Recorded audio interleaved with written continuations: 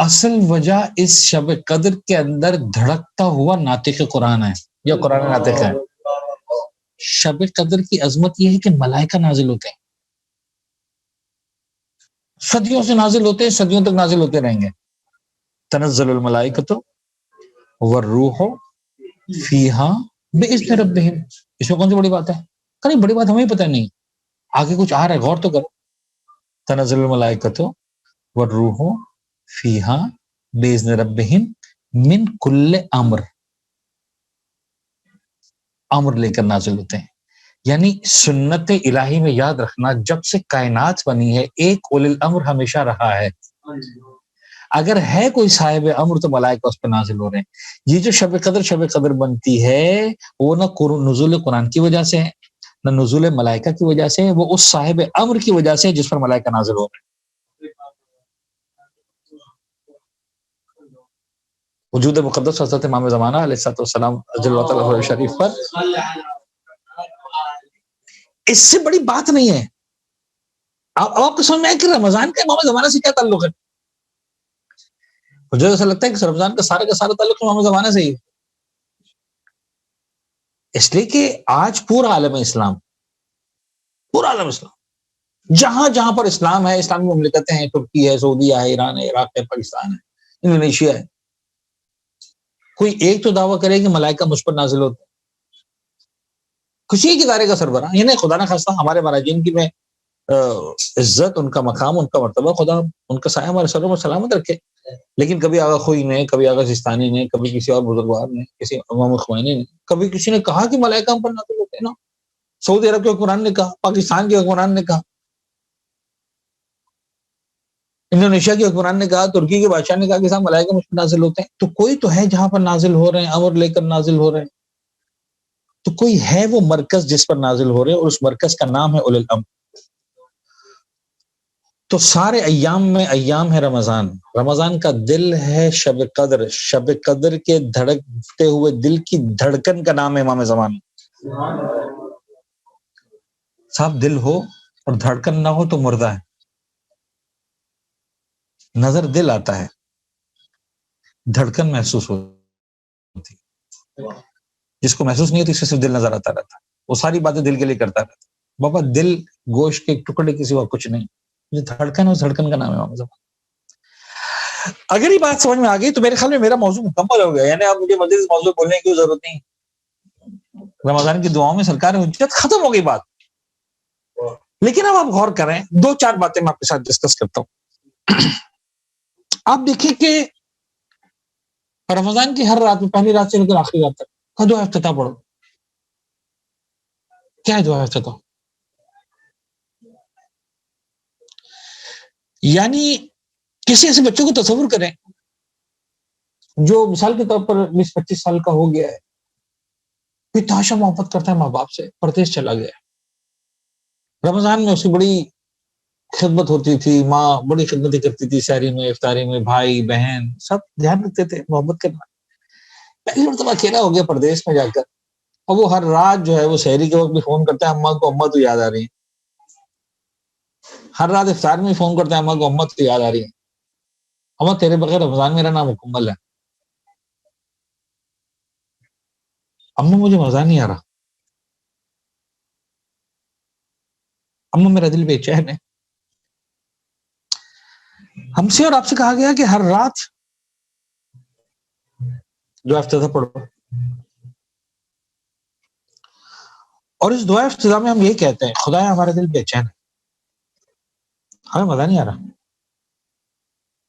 دعا افتتاح کے علاوہ خدا کی قسم کچھ نہیں، کچھ نہیں. ہر رات. کیوں؟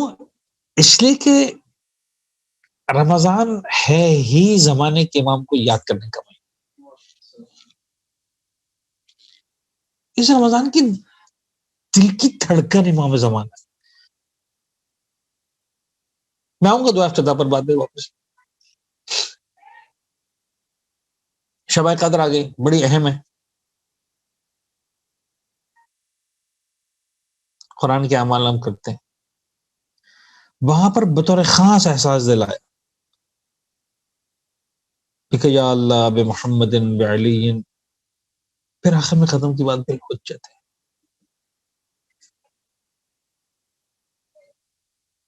غور کر رہے ہیں کہ کس طرح سے اس مرکزیت کو بیان کیا. میں آپ کو چھوٹا سا قصہ سناتا ہوں، بڑا مشہور ہے. مجھے اس قصے کا دوسرا پورشن نہیں ملا، میں ڈھونڈ رہا تھا، مجھے نہیں ملا. یہ بڑا خوبصورت قصہ ہے، مقدس اردبیلی مشہور ہے. میر علام نے اس قصے کو لکھا ہے، بڑا مشہور علماء کے درمیان ایک قصہ کہ رات کو ایک مرتبہ جو ہے کہ جا رہا تھا، دیکھا کہ جو ہے وہ مقدس جا رہے، پیچھے چل پڑا. مولا امیر کے حرم میں گئے تو دروازے بند تھے. وہ دو اور جب حرم دروازے بند ہو جایا کرتے تھے، 24 گھنٹے نہیں کھلے ہوتے تھے. لیکن جب وہ پہنچے دروازہ خود بخود کھل گیا. اندر گئے، پھر زری والا دروازہ پھر خود بخود کھل گیا، جو زری والا کمرہ ہے. چلے گئے بالکل زری کے پاس، باتیں کرنے لگے. صاحب یہاں پر کون ہے؟ اندر سے باتیں کر رہے ہیں. کچھ دیر باتیں کی، باتیں کر کے واپس آئے. پھر دروازے اسی طرح بند ہوتے گئے، کھلتے گئے، بند ہوتے گئے، اور چلے مسجد کوفہ کی طرف. ظاہر سی بات ہے، نجف میں مولا امیر کا حرم، مسجد کوفہ اچھا خاصا فاصلہ ہے، چند کلومیٹر کا فاصلہ ہے، 1 آدھ گھنٹے سے زیادہ کی واک. چلتے گئے مسجد کوفہ کی طرف. یہ کہتے ہیں پیچھے چلتا رہا. سیدھا مسجد کوفہ میں گئے. مسجد کوفہ میں جا کر اس مقام پر گئے جہاں پر محراب ہے، محراب شہادت. کہنے لگے ایسا لگ رہا تھا وہاں کوئی موجود ہو، سے باتیں کرنے، باتیں کرنے لگے. کافی دیر باتیں کرتے رہے، باتیں مکمل وہاں سے واپس چلے. کہ میں چھپا رہا، آخر تک سامنے نہیں آیا. کہ جب واپسی میں مسجد حنانہ کے پاس پہنچے، جنہوں نے نجف کی زیارت کی وہ سمجھیں گے بڑے آسانی سے. جب حنانہ کے پاس پہنچے تو کہنے لگے مجھے کھانسی لگی، کھانسی ایسی خطرناک کھانسی لگی کہ میں برداشت نہ کر سکا، میری آواز بلند ہو گئی. پلٹ کے دیکھا فوراً تو سناٹے میں آواز آئے گی. کون؟ میر اللہ. اچھا، کہہ رہا میں بھی کھل گیا. ٹک اللہ میں اس وقت کہا تم یہاں میں کیا کر رہے ہو؟ کہا میں اس وقت سے آپ کے ساتھ ہوں جب حرم میں کیسے دروازے کھولے تھے. اب آپ کو خدا کی قسم، یہ اس ذات کی قسم جیسے مل کر آئے، مجھے بتائیے کیا ہے. کہا ٹھیک ہے، میں وعدہ کروں کہ جب تک میں زندہ ہوں سے یہ کسی کو نہیں سناؤ گے، بعد میں بے شک سنا دے. ٹھیک. فرمایا کہ میں کچھ علمی معاملات تھے، میرا دل چاہا کہ میں سرکار امام علی مقام کی خدمت میں جاؤں، مولا امیر کے حرم میں، وہاں جا کر باب مدر علم وہاں سے سیکھوں. تو وہاں پر گیا تو وہاں پر میرے مولا نے جوابات نہیں دیے، اور یہ کہہ کر جواب نہیں دیے کہ میرا بیٹا وہاں پر محراب میں موجود ہے مسجد کوفہ کی، اور جاؤ وہاں جا کر اس سے سوال کرو. اچھا، اس واقعات میں جنہوں نے لکھا ہے، نہیں جملہ نہیں لکھا، لیکن ایک بہت ہی بزرگوار استاد سے میں یہ جملہ سنا کہ جب سرکار حجت کی خدمت میں پہنچے مقدس اردبیلی، تو پہلا جملہ جو امام نے کہا وہ یہ تھا کہ مقدس جب تک میرے دادا نے نہیں کہا تو میرے پاس نہیں. اچھا، خدا نہ خاصا اس کا مطلب یہ نہیں کہ ہم مولا امیر کو چھوڑ دیں یا سرکار سید الشہداء کو چھوڑ دیں، لیکن بنتا ہے کہ ہمارا تعلق امام زمانہ سے بھی ہو، ان کی خدمت میں بھی توسل کریں. تو یہ رمضان مجھے اور آپ کو بطور خاص یہ بتانے کے لیے، یاد دلانے کے لیے. لہٰذا آپ دیکھیں کہ وہ جو دعا ہے، اچھا یہ تو آپ طلاب جانتے ہی، ظاہر سی بات ہے، بڑی اہم بات ہے کہ ہمارے پاس بہت ساری دعائیں ایسی ہیں جو پورے سال میں آپ کبھی بھی پڑھیں، اجازت ہے. کچھ دعائیں جو مخصوص ہیں، اور مخصوص ہونے کے بعد اجازت ہے کہ ویسے بھی پڑھ لو. خاص رات ہے، خاص دن ہے، جس رات عاشورہ، خاص دن عاشورہ ہے، تو بے شک پورا سال پڑھتے رہو، منع نہیں، لیکن اس کا جو اصل دن ہے وہ کون سا؟ عاشورہ. دعائے کمائل ہے، اصل رات کون سی ہے؟ نیمہ شعبان، سال میں ایک رات ہے. پھر کہا کہ ٹھیک ہے تو ویسا کرو، شب جمعہ پڑھ لو. اچھا، ہر شب جمعہ کے علاوہ ویسے جمعہ کوئی پڑھ لیں، منع نہیں کرے گا. لیکن اگر سال میں ایک رات ہے تو کون سی رات ہے؟ نیمہ شعبان. ایسا ہی اسی طرح 23ویں شب کی ایک دعا ہے، خاص دعا ہے. مجھے نہیں معلوم آپ نے کبھی شب قدر کے اعمال کو اس انداز سے دیکھا ہے کہ نہیں دیکھا. 23ویں شب جس کے بارے میں سب سے زیادہ امکانات اس بات کے ہیں کہ لیلۃ القدر شب 23، ہر 19، 21، 23 تینوں میں احتمالات.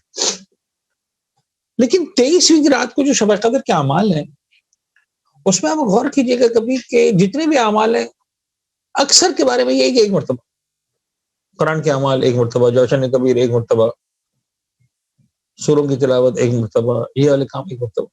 ایک دعا واحد ہے جس کے بارے میں کہا گیا کہ شب 23 کو بار بار پڑھو، بار بار پڑھو. چھوٹی سی دعا ہے 3 لائن کی، کہ ایک مرتبہ نہیں یہ رات، اس رات میں یہ دعا ایک مرتبہ نہیں، اس رات یہ دعا اس رات کی ہے، پورا سال جب پڑھنا پڑھو، اور اس رات کی جب باری آئے تو پھر ایک مرتبہ نہیں، بار بار پڑھو. یعنی جتنی مرتبہ پڑھ سکتے ہو پڑھو، چھوڑو مت. اور وہ کون سی دعا آپ کو معلوم ہے؟ وہ دعا ہے بسم اللہ الرحمن الرحیم، اللہم کل ولیک الحجۃ بن الحسن صلواتک علیہ وعلی آبائہ فی ہذہ الساعۃ وفی کل ساعۃ ولیا وحافظا وقائدا وناصرا ودلیلا حتی تسکنہ ارضک طوعا وتمتعہ فیہا طویلا. تقدیر بنانے کی رات ہے نا، اگر یہ ہو گیا تو تیری تقدیر بن گئی. مقدر بنانے کی رات ہے نا، اگر یہ ہو گیا تو تیرا مقدر بن گیا. اور اگر یہ نہیں ہوا تو چاہے تجھے سب کچھ مل گیا، تجھے لگ رہا ہے کہ تیرا مقدر بن گیا ہے، ابھی بھی ادھورا ہے، ابھی بھی ادھورا ہے. یعنی اب یقین جانے جانے گرامی اور علماء کرام کہ سرکار حجت سے عشق کے لیے ہماری کیفیت واقعی ایسی ہونی چاہیے جیسی ماں کے فراق میں ایک بچے کی ہوتی ہے. کبھی آپ جائیں بازار وغیرہ میں، کوئی بچہ ایسا ہو جو گم ہو گیا ہو، اپنے ماں باپ سے علیحدہ ہو گیا، دور ہو گیا، اور اب وہ بھٹک رہا ہے اور اس کو احساس ہو گیا. پہلے تو 2-4 منٹ وہ گھومتا پھرتا رہا ادھر ادھر، ہے نا، اور جب اسے خیال ہے کہ نہیں اب میری ماں میرے ساتھ نہیں، میں الگ ہو چکا ہوں، جدا ہو چکا ہوں، اور اب میں تو اب وہ چلانا شروع کرتا ہے، پریشان ہونا شروع کرتا ہے. اس وقت آپ اس کو بہلا کر دکھائیے، اس کی پسندیدہ ترین چیز اس کو دے دیں، پھینک دے گا اٹھا کے. یعنی جس کی خاطر ماں سے لڑنے کو تیار ہے، جس چیز کی خاطر باپ سے لڑنے کو تیار ہے، بعض اوقات جس چیز کی خاطر بظاہر ماں کو چھوڑ دینے کو تیار. یعنی کہ اس کو اگر ایک ٹافی پسند ہے اور ماں نہیں دے رہی، آپ وہ دے رہے ہیں، اور آپ کہیں ٹھیک ہے آ جاؤ ہماری گود میں، تمہیں دے دیں گے، ماں کو چھوڑ دو، تو 1 منٹ کے لیے ماں کو چھوڑ دینے کو بھی تیار ہے. وہی والی ٹافی اب دیں اس کو، وہ ٹافی کو پھینک دے گا کہ نہیں مجھے ماں چاہیے. پسندیدہ ترین کھلونا دیں، ماں چاہیے. غیبت امام میں میرا اور آپ کا عشق خدا کرے اس کمال پر پہنچے کہ خدا میں سب کچھ دے، ہم کے پالنے والے وہ چاہیے، تو سب کچھ بھی دے دے پھر بھی ہم ادھورے ہیں. یوسف زہرا کے فراق. رمضان کے مہینے میں مجھے اور آپ کو دعائے افتتاح کے ذریعے، شب قدر کے اعمال کے ذریعے، بالحجتے کے ذریعے، اللہم کل ولیک الحجۃ الحسن کے ذریعے کنیکٹ کیا. قرآن نے تو بڑے ہڈن الفاظ میں کہا تھا، تنزل الملائکۃ والروح فیہا بإذن ربہم من کل امر. یہ امر لے کر نازل ہوتے ہیں اس لیے شب قدر شب قدر. ورنہ اگر ملائکہ کو نہ آنا ہو، ولی امر کی خدمت میں حاضری نہ دینا ہو، تو پھر کیا شب قدر ہے؟ میرا دل چاہ رہا ہے کہ اس گفتگو میں تھوڑا سا آخر میں 5 منٹ دعا افتتاح کے جملات کے کچھ ترجموں کو آپ کو سامنے پیش کروں. آپ دیکھیے کس انداز سے اور کتنا آسان اور خوبصورت انداز سے جو ہے وہ ہمیں، یعنی جب آخر میں دعا افتتاح کے آخری الفاظ میں پیغمبر اکرم کی ذات مقدس پر درود و سلام سے آغاز ہوا، اللہم صلی علی محمد عبدک و رسولک و امینک و صفیک، اور اس کے بعد ایک کے بعد ایک معصومین کا نام آیا. سرکار امیر المومنین پر بھی درود سلام ہوا، شہزادی کونین پر بھی درود سلام کی بات ہوئی، حسنین کریمین پر بھی جو ہے وہ اس دعا کے ذریعے درود و سلام بھیجا گیا، ایک کے بعد ایک اہم طاہرین، اور اس کے بعد سرکار حجت کی بات آئی۔ میں آپ کو سادہ الفاظ میں بتاؤں کہ جو میرے پاس یہاں دعا جو بڑی شارٹ میں لکھی ہوئی والی اپنا چھوٹی رائٹنگ میں، تو جہاں سرکار حجت کا نام شروع ہوا اللہم صلی علی محمد عبدک سے لے کر، تو سرکار دیکھیں جب زمانے کے امام کا نام آیا، نام مقدس آیا، تو اس کے بعد اس انداز سے دعائیں ہیں، یعنی شروع یہاں سے ہوا اللہم صلی علی محمد، ان پر درود بھیج، ان پر درود بھیج، ان پر درود بھیج۔ جیسے ہی سرکار حجت کا نام آیا، اب ان کے لیے دعائیں مانگنے کا سلسلہ شروع ہو گیا اور مزید سے، اور پھر ان کے واسطے سے ہمارے لیے دعائیں مانگنا۔ عجیب ہے۔ اور میں عرض کر رہا تھا کہ وہ سارے نام جو آئے ہیں وہ سب ملا کر ایک دو اور تقریباً جو ہے وہ 3 لائنوں کے اندر سارے نام مکمل ہو گئے، یا زیادہ زیادہ، ہاں 3 لائنوں کے اندر، اور ان 3 لائنوں کے بعد 6 لائنیں صرف اور صرف زمانے کے امام کے لیے دعاؤں کے بارے میں اور ان کی وجہ سے دعاؤں کے بارے میں، ڈبل میں انہیں مقدار کے اعتبار سے۔ اللهم اجعله الداعي الى كتابك والقائم بدينك استخلفه في الارض كما استخلفت الذين من قبله مكن له دينه الذي ارتضيته له ابدله من بعد خوفه امنا يعبدك لا يشرك بك شيئا۔ یہ تو سرکار حجت کے لیے۔ اللهم اعزه واعزز به وانصره وانتصر به وانصر نصرا عزیزا، یہ بھی ہم نے زمانہ کے لیے دعا مانگی۔ وافتح له فتحا يسيرا وجل له لديك سلطانا نصيرا۔ اور اس کے بعد اب آپ دیکھیں فرمایا کہ دیکھو تمہارا بھی لنک وہاں سے ہے، جو تمہاری دعائیں ہیں نا وہ اصل میں وہاں سے ہونی ہے، لہذا اب الفاظ کو دیکھیں۔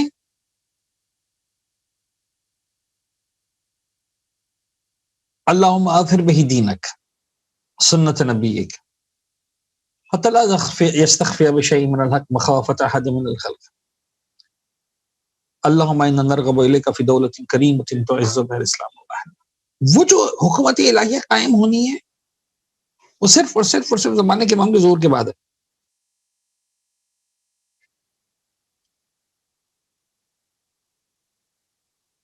تذل بها النفاق واہلہ تجعلنا فيها من الدعاة الى طاعتك والقادة الى سبيلك وترزقنا بها کرامۃ الدنیا والآخرہ۔ اللہم ما عرفتنا من الحق فحملنا وما قصرنا عنه فبلغنا اللہم البم بہ شعفنا واشعب بہ صدق۔ یعنی اب یہاں سے شروع ہوئی دعائیں بالکل خالق عام مومن کی طرح سے خدا کی بارگاہ میں پیش کرتا ہوں اپنے آپ کو۔ میں ترجمہ پڑھ لیتا ہوں، عربی پڑھوں گا تو اب ہو نہیں پائے گا، میں آخر کی۔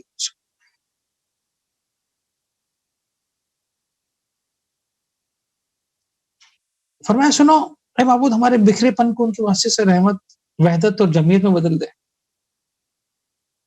ان کے واسطے سے ہمارے درمیان کے رخنوں کو بھر دے، ہماری جدائی کو ان کے واسطے سے وصل میں بدل دے، ہماری قلت کو ان کے واسطے سے کثرت میں بدل دے، ہماری ذلت کو ان کے واسطے سے عزت میں بدل دے، ہماری تنگدستی کو ان کے واسطے سے بے نیازی میں بدل دے۔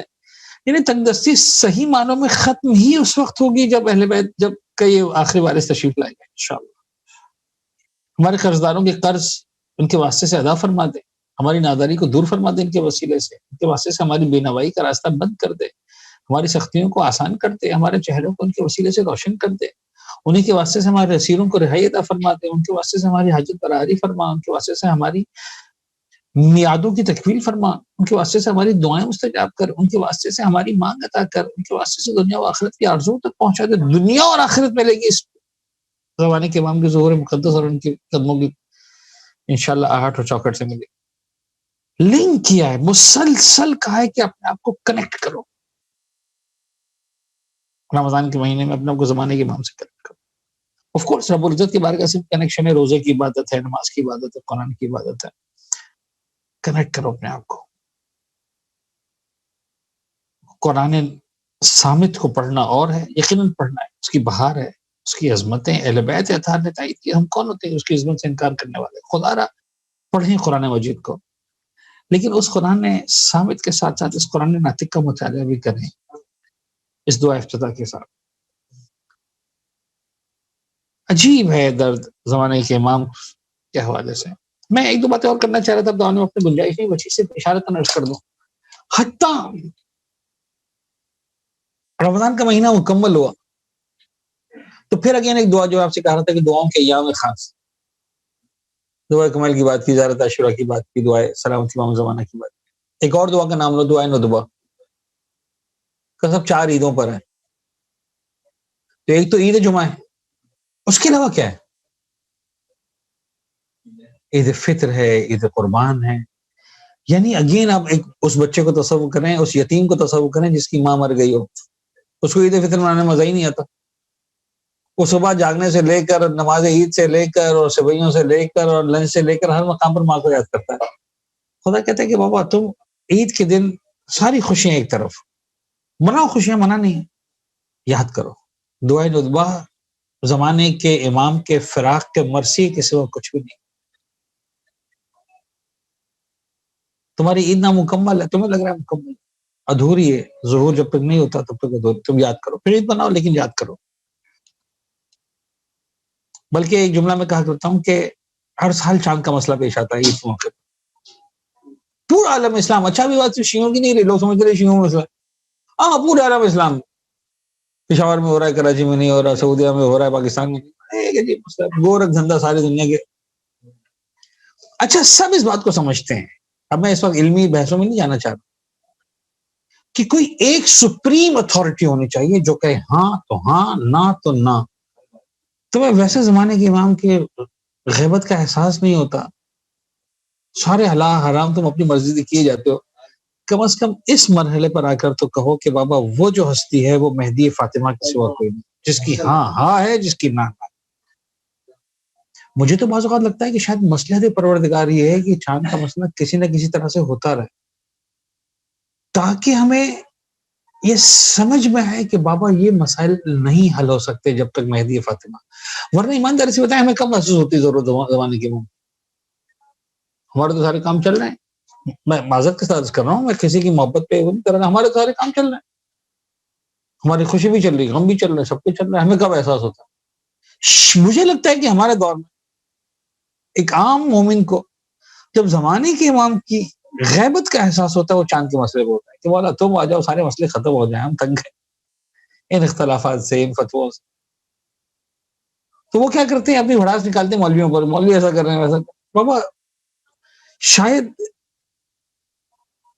بات تمہاری صحیح ہے کہ چاند کا مسئلہ حل ہونا چاہیے، توپوں کا رخ تم نے غلط کر لیا ہے.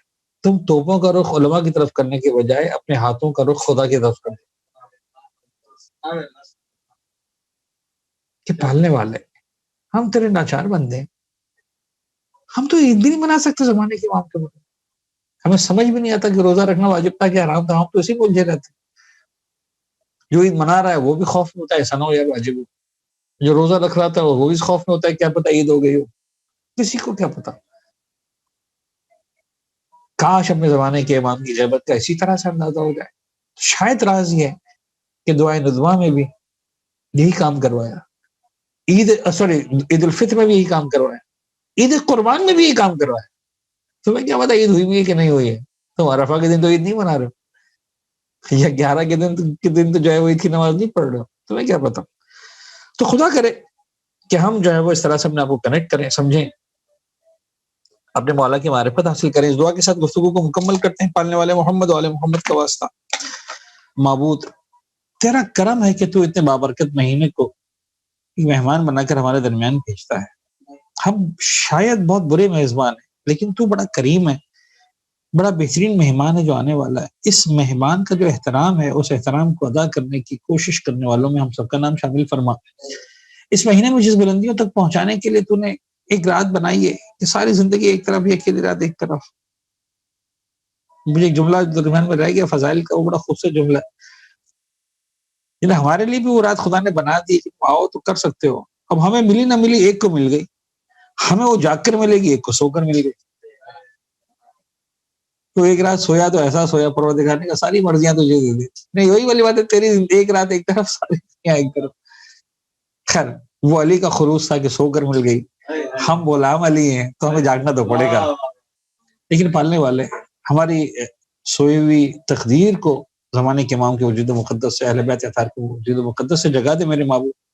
ہمیں مولا سے تعلق ارتباط برقرار کرنے کی، مستحکم کرنے کی توفیق عنایت فرما. ہماری عبادت و نماز و روزہ دعاؤں کو قبول فرما. توفیق بندگی عنایت فرما. رزق حلال و طیب میں وسعت و کثرت و برکت عنایت فرما. قرضوں کو غیب سے ادا فرما. بیماروں کو شفا عنایت فرما. پالنے والے بالخصوص محمد والے محمد کے طفیل اس بیماری سے، اس کووڈ-19 سے پورے عالم انسانیت کو نجات عنایت فرما. امام زمانہ کو ظہور عنایت فرما. ہمیں